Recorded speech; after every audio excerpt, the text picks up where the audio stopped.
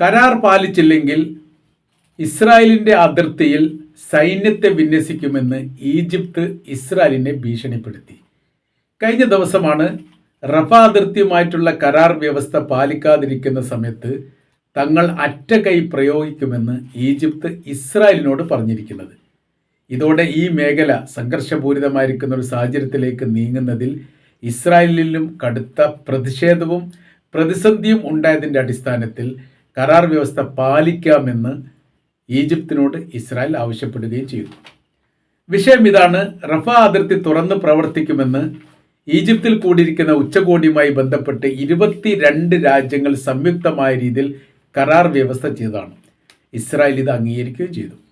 ഈ കരാർ വ്യവസ്ഥ പ്രകാരം തൊട്ടടുത്ത ദിവസം തന്നെ 3-4 നിർദ്ദേശങ്ങൾ കർക്കശമായി പാലിക്കേണ്ടതും ഘട്ടം ഘട്ടമായി പാലിക്കേണ്ട മറ്റു നിർദ്ദേശങ്ങളും ഉൾക്കൊള്ളിച്ചുകൊണ്ടുള്ള ഒരു വ്യവസ്ഥയിലാണ് ഡൊണാൾഡ് ട്രംപിൻ്റെ നേതൃത്വത്തിലുള്ള 22 രാജ്യങ്ങൾ ഒപ്പുവെച്ചത്. അതിലൊന്ന് പ്രധാനമായിരിക്കുന്ന ഒരു കാര്യം റഫ അതിർത്തി തുറക്കുക എന്നുള്ളതും ഗസക്കാർക്ക് പുറത്തുള്ള ഗസക്കാർക്ക് അകത്തേക്കും പ്രവേശിക്കാനുള്ള അനുമതി നൽകുക എന്നുള്ളതായിരുന്നു ആദ്യമായിട്ട് പറഞ്ഞത്.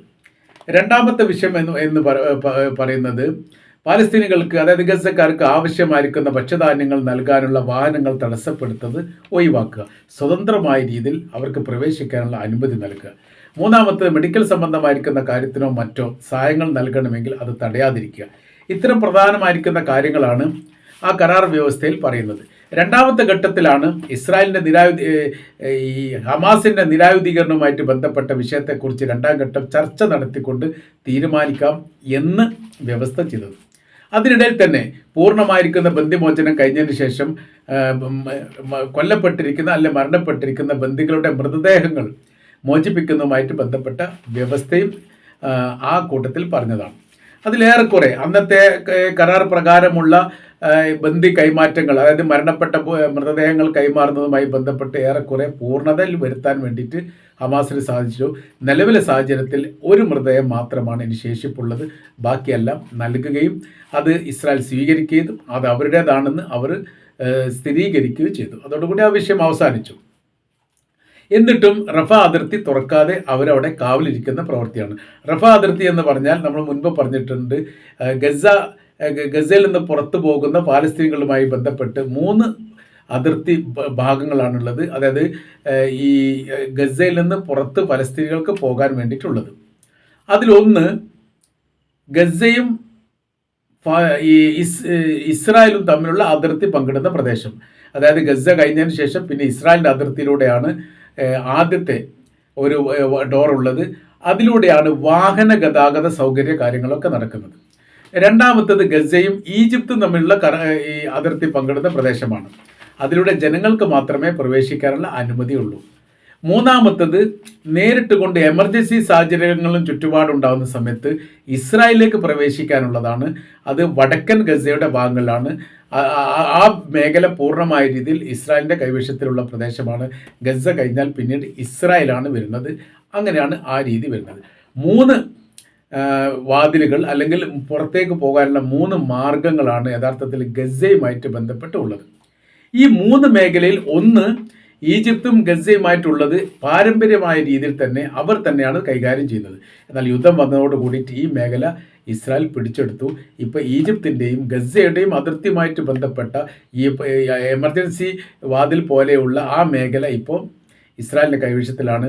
ഈ ഈജിപ്തിൻ്റെ അതിർത്തി കഴിഞ്ഞാൽ പിന്നീടുള്ള ഗസയുടെയും ഇസ്രായേലിൻ്റെയും കൈവശത്തിലുള്ള അതിർത്തി ഭാഗങ്ങളും ഇസ്രായേലിൻ്റെ കൈവശത്തിലാണ്. എമർജൻസി എക്സിറ്റ് ആയിട്ടുള്ള അതിർത്തി ഭാഗങ്ങളും ഇസ്രായേലിൻ്റെ കൈവശത്തിലാണ്. ചുരുക്കി പറഞ്ഞാൽ 3 പ്രദേശവും ഇസ്രായേൽ കൈയടക്കിയിരിക്കുന്നു. അതുകൊണ്ട് ഗസക്കാർക്ക് പുറത്തോട്ട് പോവുക എന്ന് പറഞ്ഞത് വളരെ പ്രയാസകരമായിരിക്കുന്ന കാര്യമാണ്.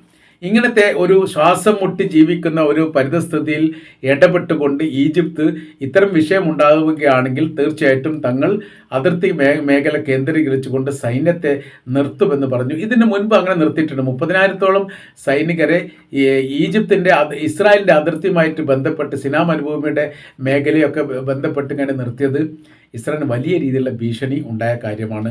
കാര്യം സൈന്യം ഇസ്രായേലിൻ്റെ അകത്തേക്ക് പ്രവേശിക്കുമോ എന്നുള്ളൊരു പേടിയായിരുന്നു ഇസ്രായേലിനുണ്ടായിരുന്നത്.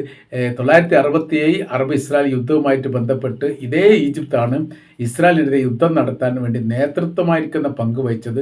അവരുടെ നേതൃത്വത്തിലായിരുന്നു മറ്റുള്ള രാജ്യങ്ങൾ ചേർന്നുകൊണ്ട് യുദ്ധം നടത്തിയത് എന്നതിനാൽ ഈജിപ്തിനെ നിസ്സാരമായിട്ട് കാണാൻ വേണ്ടി സാധിക്കില്ല എന്നുള്ളതായിരുന്നു അവരുടെ അഭിപ്രായം.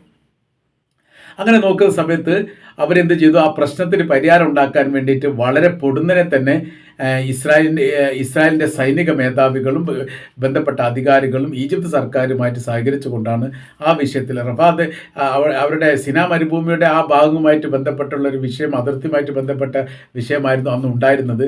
എന്നാൽ രൂക്ഷമായിരിക്കുന്ന യുദ്ധം ഗസയുടെ ഭാഗത്ത് ഗസയും ഇസ്രായേലും തമ്മിൽ ഉണ്ടാകുന്ന സമയത്ത് ഏത് തരത്തിലാണ് ഇവർ സമീപന രീതികൾ എടുക്കുക എന്ന് പറയാൻ പറ്റാത്തത് കൊണ്ട് അത് ശ്രദ്ധിക്കാൻ വേണ്ടിയിട്ടാണ് എന്നും പറയുന്നു. അഥവാ ഈ ഗസക്കാരെ കൂട്ടത്തോടു കൂടി സിനാ മരുഭൂമിയിലേക്ക്, ഈജിപ്തിൻ്റെ അതിർത്തിയുള്ള സിനാ മരുഭൂമിയിലേക്ക് മാറ്റിക്കൊണ്ട് ഗസയെ നിരായുധീകരിക്കുക, അല്ലെങ്കിൽ ഗസയിൽ ആളില്ലാത്ത തുരുത്താക്കുക എന്നുള്ള ഒരു നിലപാട് ഇസ്രായേലിനുണ്ടായിരുന്നു എന്നതിനാൽ അവിടെ ഈ പ്രതിരോധം ഉണ്ടാക്കിയിട്ടില്ലെങ്കിൽ ഇത്തരം പ്രവർത്തികൾ ഇസ്രായേലിൻ്റെ ഭാഗത്തുനിന്ന് ഉണ്ടായിക്കഴിഞ്ഞാൽ ഗസക്കാർക്ക് പിന്നീട് പ്രദേശമില്ലാത്തൊരു സാഹചര്യങ്ങൾ വരും.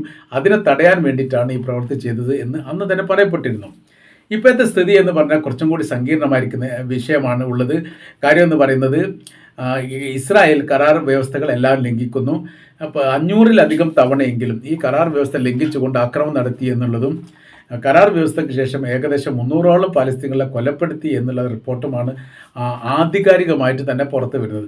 അതുകൊണ്ട് തന്നെ കരാർ വ്യവസ്ഥയുമായിട്ട് ബന്ധപ്പെട്ട് ഇസ്രായേലിനെ സംബന്ധിച്ചിടത്തോളം അവർ പാലിക്കില്ല എന്നുള്ളത് ഏറെക്കുറപ്പാണ്. കാരണം പൂർണ്ണമായിരിക്കുന്ന പിന്തുണ അമേരിക്കയുടെ ഭാഗത്ത് ഉണ്ടാകുന്ന സമയത്ത് അമേരിക്കയെ ഭയപ്പെട്ടുകൊണ്ട് മറ്റ് ലോക രാജ്യങ്ങൾ എതിരെ സംസാരിക്കുന്നില്ല എന്നുള്ളതും ഒരു യാഥാർത്ഥ്യമാണ്. അപ്പോൾ ഈ വിഷയത്തിനെ ഊന്നിയിരിക്കുന്ന ഒരു സ്ഥിതിവിശേഷം സംജാതമായപ്പോൾ കരാർ വ്യവസ്ഥയിൽ ഇളവ് ചെയ്തുകൊണ്ട്, അല്ലെ കരാർ വ്യവസ്ഥ പാലിച്ചുകൊണ്ട് തങ്ങൾ റഫ അതിർത്തി തുറക്കാൻ വേണ്ടി തീരുമാനിച്ചിരിക്കുന്നു എന്ന് ഇസ്രായേൽ പ്രഖ്യാപിച്ചു. എന്നാലും അതിനിടയിൽ പറയപ്പെട്ട കാര്യമുണ്ട്, ഗസക്കാർക്ക് പുറത്തോട്ട് വരാം, അതായത് ഈജിപ്തിലേക്കോ ബന്ധപ്പെട്ട മേഖലയിലേക്കോ വരുന്നതിന് കുഴപ്പമില്ല, തടയില്ല. എന്നാൽ ഈ മേഖലയുള്ളവർക്ക് അങ്ങോട്ട് പ്രവേശിക്കാൻ വേണ്ടി അനുവദിക്കില്ല എന്ന് പറഞ്ഞിട്ടുണ്ട്. ആ ഒരു വിഷയം കൂടി സങ്കീർണമായിട്ട് ഇപ്പോൾ നിലനിൽക്കുകയാണ്. കാര്യം യുദ്ധം തുടങ്ങിയതോടനുബന്ധിച്ച് അതിർത്തി പങ്കിടുന്ന രാജ്യങ്ങളിലേക്കൊക്കെ കൂട്ടത്തോടു കൂടി ഫലസ്തീനികൾ അഭയാർത്ഥികളെ പോലെ പ്രവേശിച്ചിട്ടുണ്ട്. അത് ജോർദാനിലുണ്ട്, ഈ സിറിയയിലുണ്ട്, ലെബനാനിലുണ്ട്, ഈജിപ്തിലുണ്ട്. ഈ മേഖലയിലെല്ലാം അവിടെ 10,000-കണക്കിന് പാലസ്തീനികൾ കുടുങ്ങിക്കിടക്കുന്ന രീതിയാണ്. അവർക്ക് അവരുടെ രാജ്യത്തിലേക്ക് തിരിച്ചു പോരണമെങ്കിൽ പിന്നെ എന്ത് ചെയ്യണം? ഇസ്രായേലിൻ്റെ അനുമതി വാങ്ങണം. അപ്പോൾ ഇവിടെ ഓപ്പൺ ആയിരിക്കുന്ന രീതിയിൽ റഫ അതിർത്തി തുറന്നു കഴിഞ്ഞാൽ പാലസ്തീനികൾക്ക് അങ്ങോട്ട് പ്രവേശിക്കാൻ വേണ്ടി പറ്റും, വിഷയമൊന്നുമില്ല. എന്നാൽ ഇവിടെ നടക്കുന്ന സംഭവം എന്ന് പറയുന്നത് ഗസയിൽ നിന്ന് ഒരാൾക്ക് പുറത്തോട്ട് പോകണമെങ്കിൽ റഫയുടെ ഈ പറയപ്പെട്ട അതിർത്തി ഉപയോഗിക്കാം, എന്നാൽ പുറത്തുള്ള ആൾക്ക് അകത്തേക്ക് വരണമെങ്കിൽ ഉപയോഗിക്കാൻ വേണ്ടി പറ്റില്ല. അതെന്തുകൊണ്ടാണ് അങ്ങനെ എന്നുള്ള ചോദ്യം പ്രസക്തമായിട്ട് നിലനിൽക്കുന്നു. കാര്യം എന്ന് പറഞ്ഞാൽ ഗസ എന്ന് പറയുന്നത് പലസ്തീനയുടെ ഭൂപ്രദേശമാണ്. അവിടേക്ക് പ്രവേശനാനുമതിയായിട്ട് ബന്ധപ്പെട്ട കാര്യത്തെക്കുറിച്ച് തീരുമാനിക്കാനോ ആധികാരികമായി അഭിപ്രായം പറയാനോ ഇസ്രായേലിനൊരു അധികാരവുമില്ല. ഇസ്രായേൽ എന്തുകൊണ്ട് ഈ വിഷയത്തിൽ ഇടപെട്ടുകൊണ്ട് സംസാരിക്കുന്നു എന്ന ചോദ്യത്തിനോട് മറുപടി തരണം എന്നും ഈജിപ്ത് പറഞ്ഞിരിക്കുകയാണ്.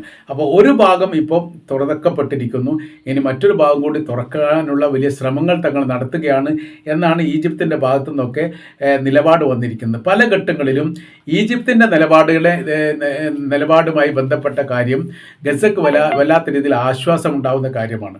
അത് ഹുസ്നി മുബാറക്കിൻ്റെ ഭരണം അട്ടിമറിഞ്ഞതോടുകൂടി പിന്നീട് അവരിൽ നിന്ന് വലിയ പ്രതീക്ഷകളൊന്നും ഉണ്ടായിട്ടില്ല എന്നാണ് മനസ്സിലാക്കാൻ വേണ്ടി പറ്റുന്നത്. പിന്നീട് വന്ന സർക്കാരുകൾ, ഇപ്പം ഭരണം നടത്തുന്ന CC ആണെങ്കിൽ പോലും ഏറെക്കുറെ അമേരിക്കയോടും ഇസ്രായേലിനോടും അനുഭാവം പ്രകടിപ്പിക്കുന്ന രാജ്യമാണ്. അതുകൊണ്ട് തന്നെ ഗസയിൽ നടക്കുന്ന വിഷയമായിട്ട് ബന്ധപ്പെട്ട് വലിയ രീതിയിലുള്ള പ്രയാസവും ബുദ്ധിമുട്ടും അനുഭവിക്കുന്ന വിഭാഗമാണ് എന്നൊന്നും പറയാനൊന്നും പറ്റില്ല. അതാണ് ഇപ്പോഴത്തെ സാഹചര്യം. ഇപ്പോൾ ഏതായിരുന്നാലും കുറച്ചൊരു ആശ്വാസം പലസ്തീനുകൾ കിട്ടിയെന്ന് പറയുന്നത് ഗസയിൽ നിന്ന് പുറത്തു പോകാൻ, അത് രോഗസംബന്ധമായിരിക്കുന്ന കാര്യവും മറ്റ് പ്രയാസങ്ങൾ അനുഭവിക്കുന്നവരും വീട് ഇല്ലാത്ത രീതിയിലും ടെൻറ്റിൽ പോലും താമസിക്കാൻ പറ്റാത്ത രീതിയിൽ വല്ലാത്ത പ്രയാസം അനുഭവിക്കുന്ന പാലസ്തീനികൾക്ക് പുറത്തോട്ട് പോകാനുള്ള സൗകര്യങ്ങൾ ഉണ്ട് എന്നുള്ളത് ആശ്വാസം നൽകുന്ന കാര്യമാണ്. അത്തരം ആളുകൾക്ക് പ്രവേശിക്കുന്ന സമയത്ത് അവർക്ക് ചികിത്സാ സംബന്ധമായ രീതിയിലും ഭക്ഷ്യ സംബന്ധമായിരിക്കുന്ന കാര്യങ്ങളൊക്കെ നൽകാൻ വേണ്ടിയിട്ട് ഈജിപ്തിൻ്റെ അതിർത്തിയുമായിട്ട് കേന്ദ്രീകരിച്ചുകൊണ്ട് വലിയ സാമൂഹ്യ സംഘടനകളും അന്താരാഷ്ട്ര തലത്തിലുള്ള മറ്റൊരുപാട് സംഘടനകളും ഇപ്പോൾ അതിന് ടെൻറ്റും കാര്യങ്ങളൊക്കെ കെട്ടിയിട്ട് അവരെ സ്വീകരിക്കാൻ വേണ്ടി തയ്യാറായിരിക്കുന്നു എന്നുള്ളത് ഗസക്കാരെ സംബന്ധിച്ചിടത്തോളം അവർക്ക് വലിയ ആശ്വാസം നൽകുന്ന കാര്യമാണ്. ഏതായിരുന്നാലും ഒരു കാര്യം അവരെല്ലാം തീർത്ത് പറയുന്ന കാര്യമാണ്, ഇസ്രായേലിനെ സംബന്ധിച്ചിടത്തോളം അവരുടെ ഇത്തരം ക്രൂരമായിരിക്കുന്ന പ്രവൃത്തികൾ വല്ലാതൊന്നും മുന്നോട്ട് പോവില്ല. അതിനൊക്കെ ശാന്തതയും ഒരു അവസാനം വരാനായിരിക്കുകയാണ്. അത് വല്ലാതെ ദൂരപരിധി ഇല്ലാത്ത രീതിയിൽ തന്നെ അത് നടപ്പിലാകും, അല്ലെങ്കിൽ ഉണ്ടാവും എന്ന് തന്നെയാണ് പാലസ്തീനികൾക്ക് ആശ്വാസകരമായ രീതിയിൽ ഈജിപ്ത് അടക്കമുള്ള മുസ്ലിം രാജ്യങ്ങളിൽ നിന്ന് അവർക്ക് ആ ഭാഗത്തു നിന്ന് ഇപ്പോൾ ലഭിച്ചുകൊണ്ടിരിക്കുന്ന പ്രതികരണം എന്നുള്ളത് യഥാർത്ഥത്തിൽ വലിയ തരത്തിൽ ചർച്ച ചെയ്യപ്പെടുന്ന വിഷയമായിട്ട് തന്നെ നിലനിൽക്കുകയാണ്.